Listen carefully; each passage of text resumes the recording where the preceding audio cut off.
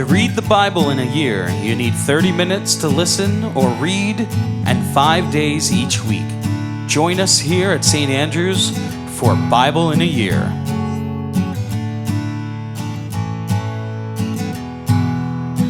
Try to do one or two individual psalms. Psalms that are not necessarily part of a group for a week or two.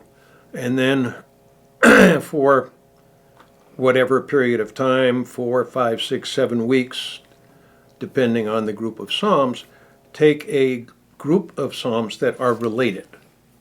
Okay? A sequence of psalms or psalms addressing the same issues, same problems, same concerns, and go through them.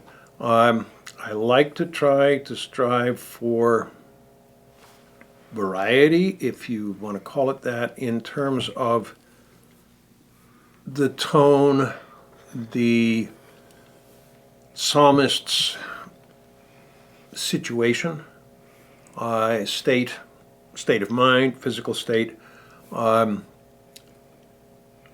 that we're not doing always the joyful, cheerful, happy psalms, which we're all familiar with, and we're not always doing the glum, sad, dismal, I'm not happy psalms, which we tend not to pay a whole lot of attention to in church.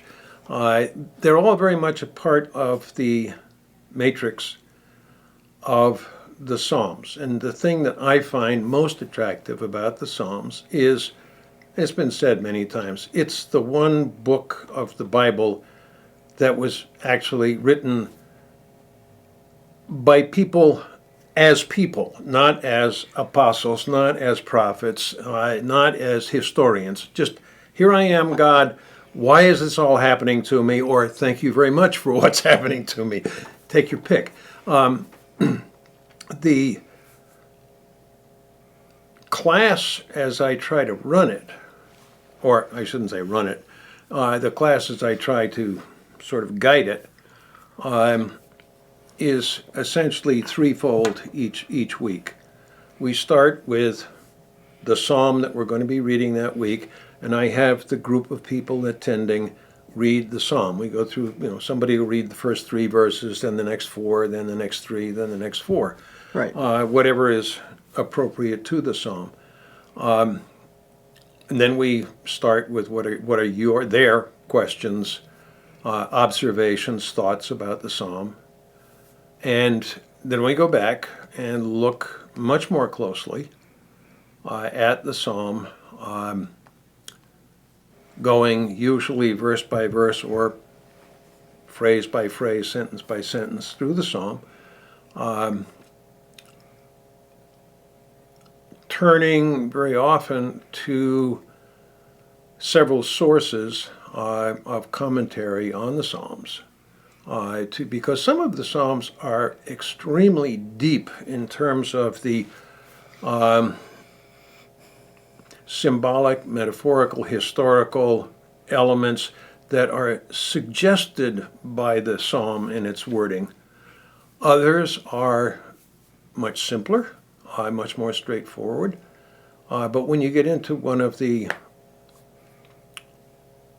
really complex Psalms, it takes a good while to get through it, to understand it, or at least to look at it more closely than let's say, a quick reading and worship as part of the liturgy would do. The Psalms are often very deep expressions of very strong emotion. And not all of it is emotions of praise. There's a lot of complaining that goes on in the Psalms. There is. So, okay, sorry, you started right into it before we even got through a few things. Okay. But Rick, you're speaking with me today. Yeah. And we're talking through the Psalms, which we've been doing with the Bible in a year. Mm-hmm. But you have been teaching a course on it for 3 years? 3 years. 4 years? 3 years. With probably 2 to 3 more to go. Probably to get through all 150 of them, yeah. A couple more to go. And some of them some of them get repeated year to year, or every other year, because they're appropriate. Like, I'll probably do one of the first 2 or 3 Psalms that open the Psalter when we go back to having the class in September, because we're starting the class in September. Should be entirely clear about that. This class is available during the school year, so September to end of May, and it's after the service after 11, so Right. give or take 10 minutes. And subject to all of the scheduling complications that come with after-church activities. Yep. So sometimes we run 8 or 10 weeks in a row. Other times we go about every second or third week because there's so much other stuff going on. So we go what we can. So one of the things I have appreciated with you is your ability to break things down at the literary level and to just oh my goodness, what did I read a scripture or something a couple weeks back that you or no, it was the scripture out of service that you offered a question from that we were talking about recently. Yep. And I love how your mind works in breaking down the literary elements, seeing a bigger picture, seeing it's very Russian literature. Yeah, well, among other things, yes. It's also very school teacherish. Well, and you taught for years. Yes, I did.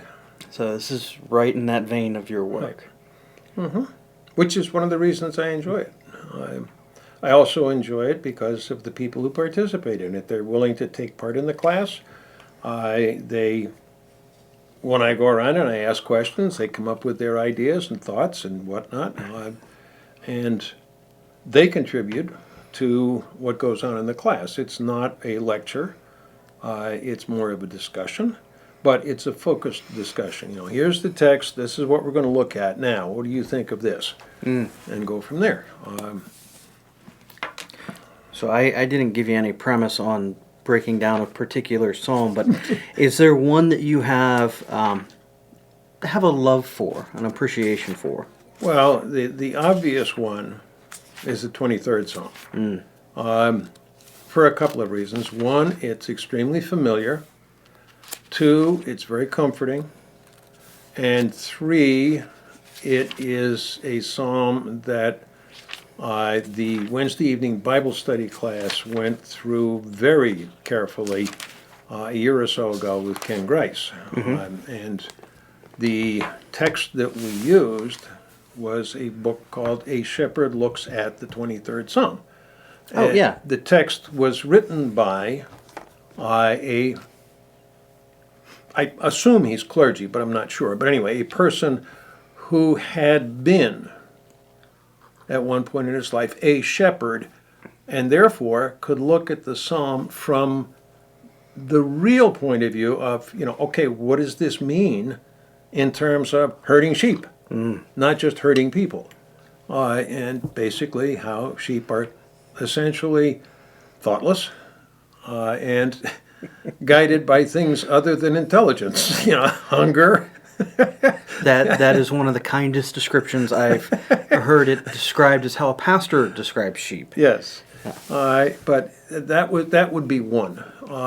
There are a number of psalms that, and I would be hard-pressed to give you the names and numbers, but there are a number of psalms that I have enjoyed studying because, frankly, most of the psalms that we've been reading are psalms that I'm reading for the first time or the second time in my 80, however many years I've been around.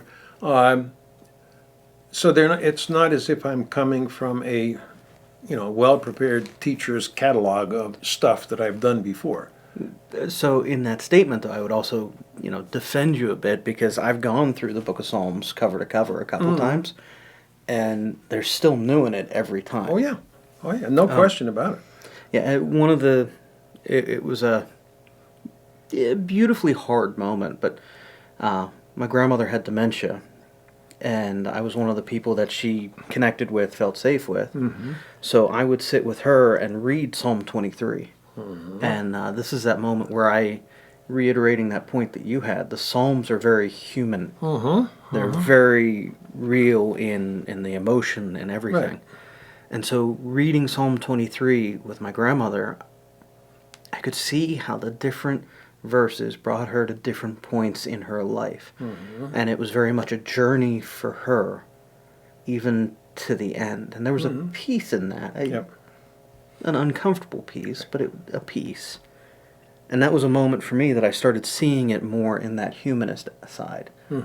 That it's the expressions and the depths of joy and sorrow. And there's beauty to that. So yes. So there's nothing in particular that is like off the top of your head that is a favorite psalm? Well, 23 would be. Well, okay. But In addition to 23. Sorry, I should have no, specified. really not. Okay. There are those that I like more than I like others, but I wouldn't say that they're particularly preferred or unpreferred. They represent different levels of thought and challenge. So I came a little prepared on this Good. one. Go ahead. I gave you no prompts, sorry. Fire I away. didn't give you any chance. But one of my favorites is Psalm 34. Okay. And if you're good, we can read it and discuss it. Sure. All right. Fire away. Psalm 34. I will bless the Lord at all times. His praise shall continually be in my mouth. My soul makes its boast in the Lord. Let the humble hear and be glad. O magnify the Lord with me. Let us exalt his name together. I sought the Lord, and he answered me, and delivered me from all my fears.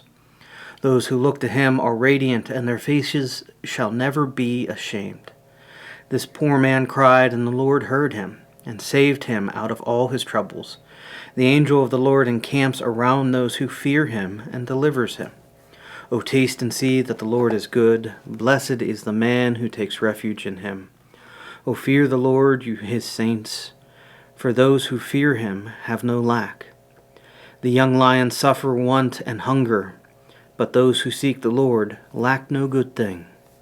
Come, O children, listen to me. I will teach you the fear of the Lord.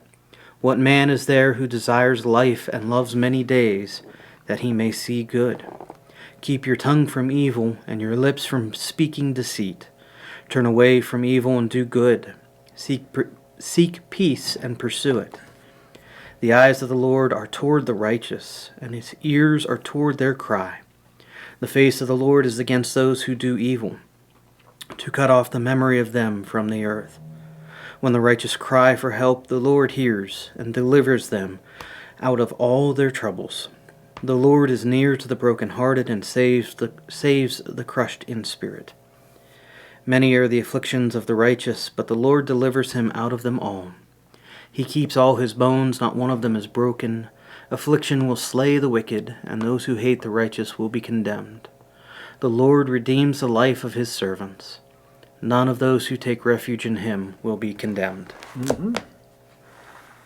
Yep. That's always been a favorite of mine, because it feels like it's an invitation to worship, to Right. journey and see. And to give thanks. There is. Ooh, I didn't pick up on that. I mean, just the expression of gratitude that runs through the psalm.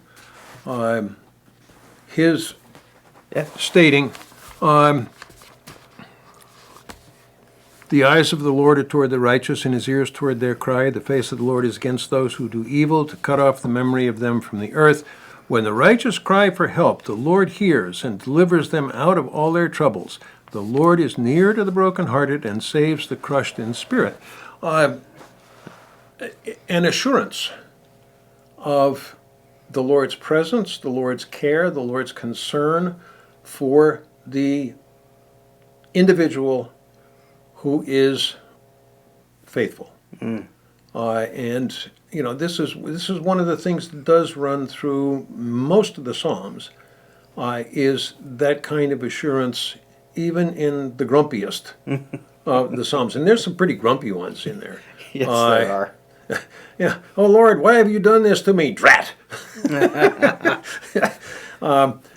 But the sense of reassurance, the sense of God's presence and God's concern for the individual, but the individual is often in the Psalms a representative of the congregation or the nation.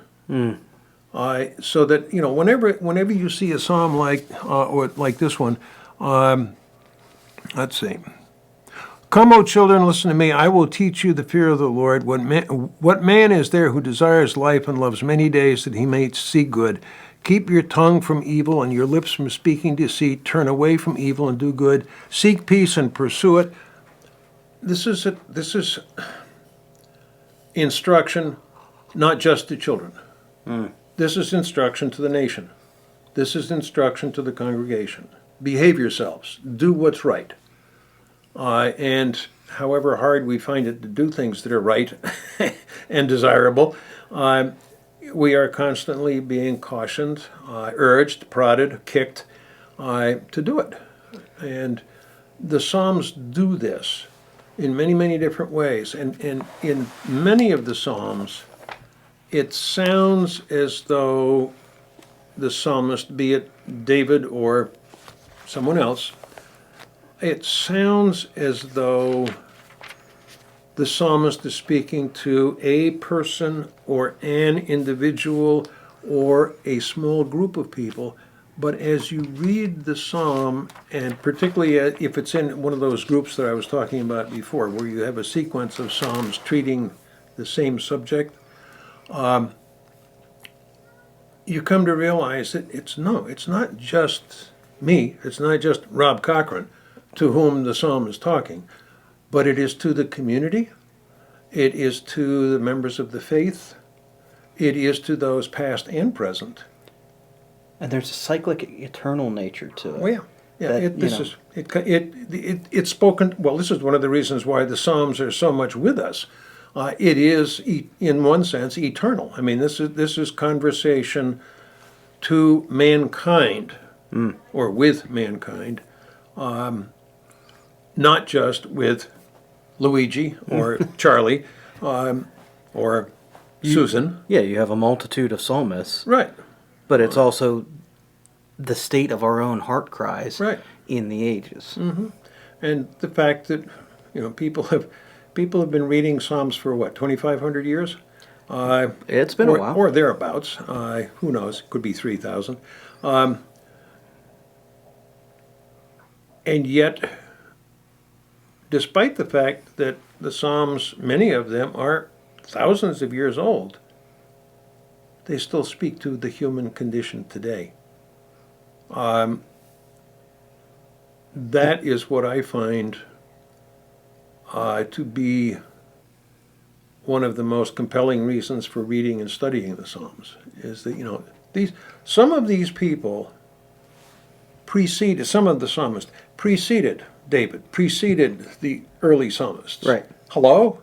An earlier psalmist? Yeah, there are a couple in there. We don't know what the date is. And the allusions in the Psalms suggest something long before David. And we still read that psalm or those psalms and say, aha, there's something important here. Well, this goes into even like Ecclesiastes. There is nothing new under the sun. Right.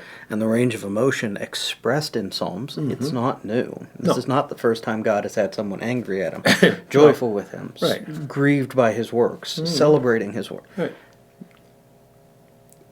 We can be found in wherever we are in the Psalms. Mm-hmm. Is that a Or we can find ourselves Yes. in the Psalms. We can also find the assurance that we so often need that things are not as bad as they may seem for the moment.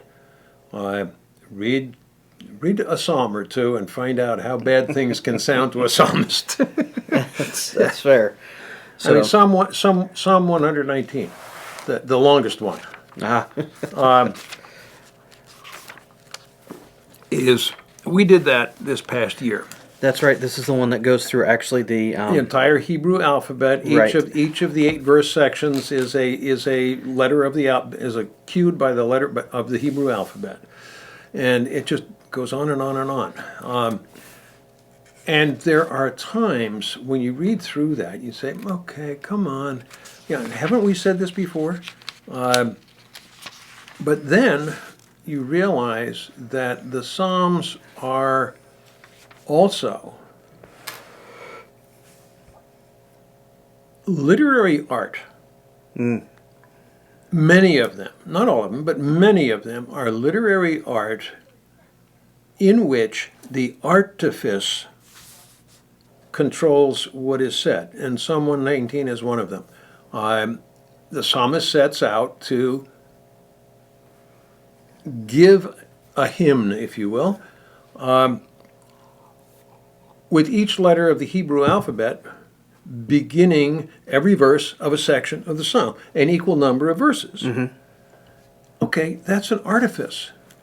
That's a construct. That's not necessarily something that happens when you pour yourself a bowl of Cheerios in the morning. right. It's an intentional. It's an intentional artifice. And when we get into, and there are a number of them in the Psalms that are deliberate constructs, often based on the number of letters in the Hebrew alphabet or the alphabet itself, like in sequence.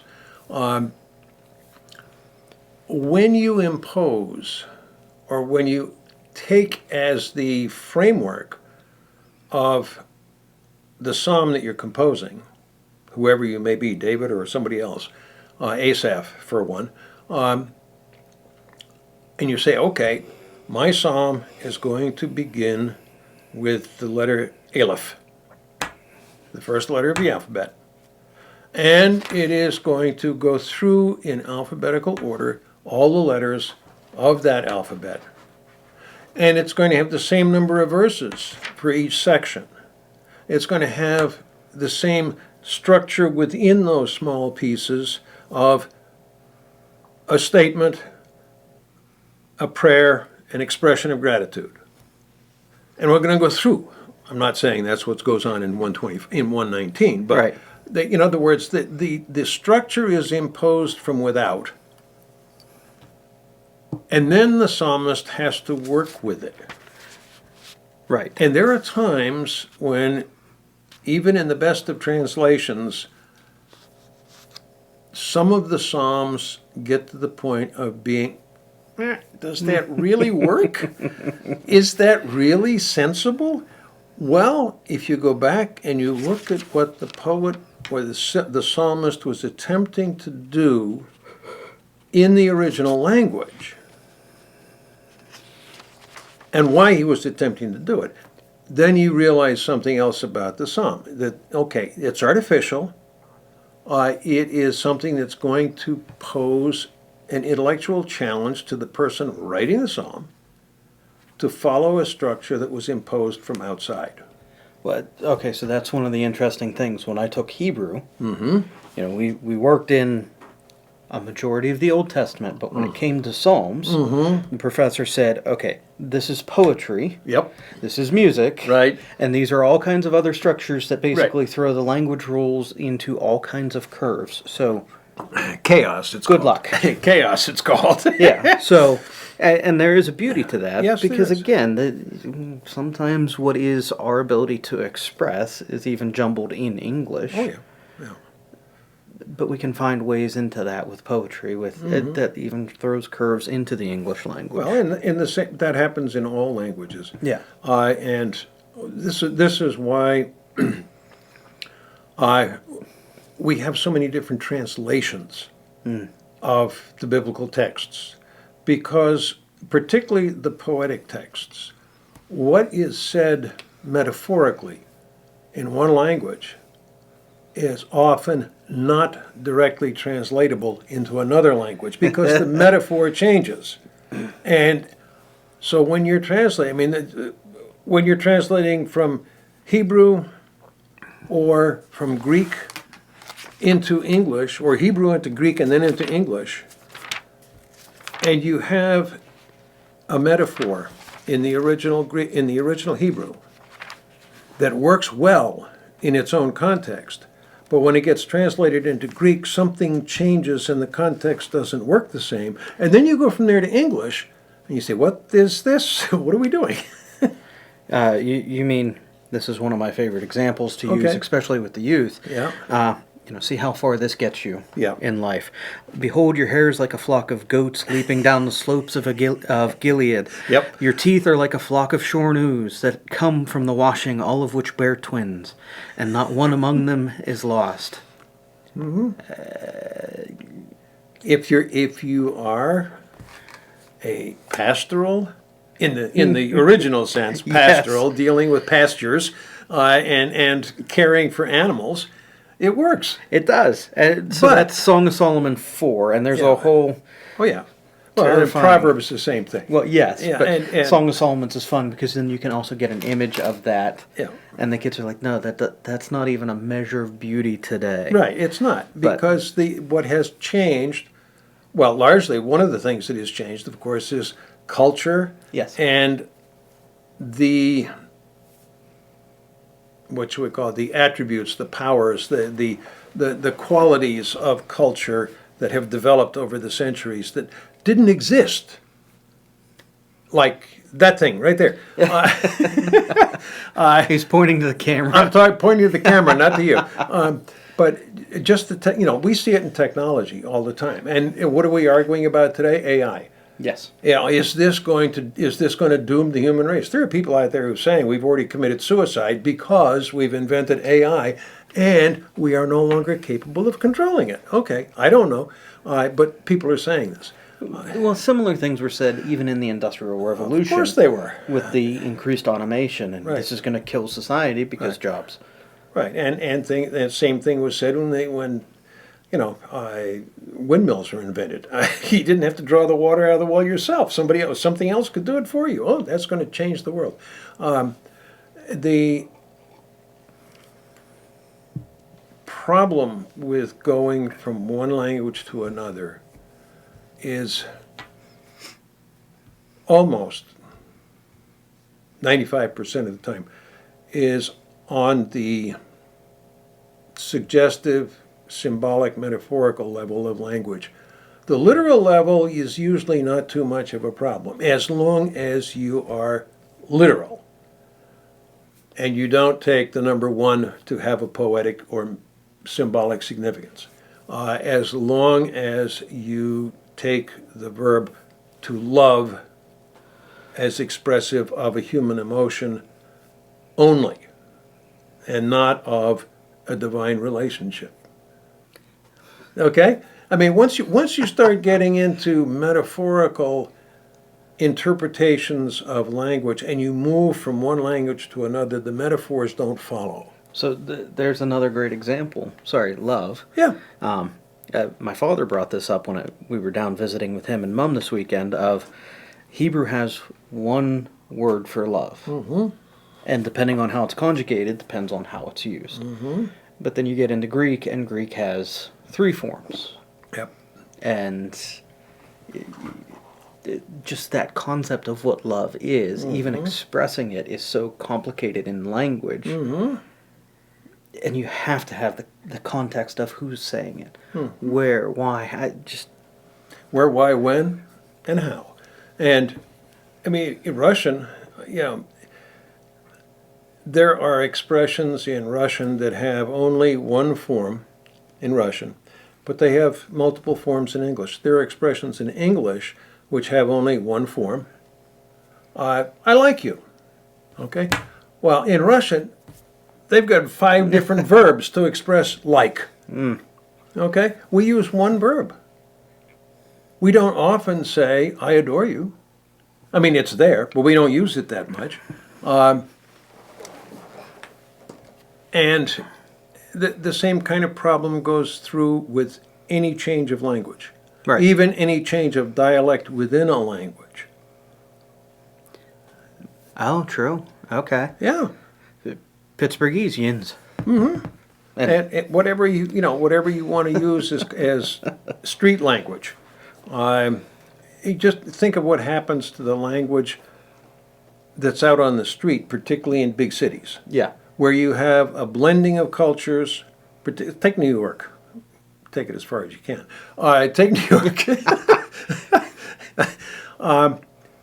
So many different languages cohabit that city, co-inhabit in that city, that the people are almost forced to adapt their language to the street level in order to be able to understand each other on a higher level. Yeah, and you have a mixing of language, Yeah. so the Spanglish and Spanglish or the sorted. Germanglish, Yeah, or just Manglish. well, mangled English. Yes. That's what I speak. Yep. But all right, so I think we're getting to a good spot to actually wrap this. Okay. There's a lot to be dug through in the Book of Psalms. Oh, yes. If you want to come and experience more of that, join Rick on Sunday. Not this Sunday, but Sunday beginning in the week after church school begins in September. September 14th. 14th. Come join Rick and his class. And there are beautiful challenges Oh, yes. for all of us to be found in the Psalms, no matter where we go. Right.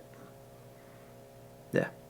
And if I may, there is no requirement that a person must attend every Sunday throughout the term. No, that's... The understanding is we're going to be doing something in the Psalms class that is part of a sequence, but you're welcome to join at any time. And we understand that people have reasons for not being able to stay after church on occasion. So, That's also a beautiful piece about the Book of Psalms, Yep. is you can read it cover to cover, or you can jump around, Yep. and you're not going to miss anything going either direction, right. as long as you're engaged with it. Good. So, Rick, thank you for doing this morning, afternoon, whenever you're listening to this. Whatever part of the day we're in. That's right. Next week, it's just going to be me, and we're going to catch up a little bit with the first part of Isaiah, and then we will be getting back with Pastor Robin in 2 weeks from now. So, yeah, thank you, everybody. Thank you.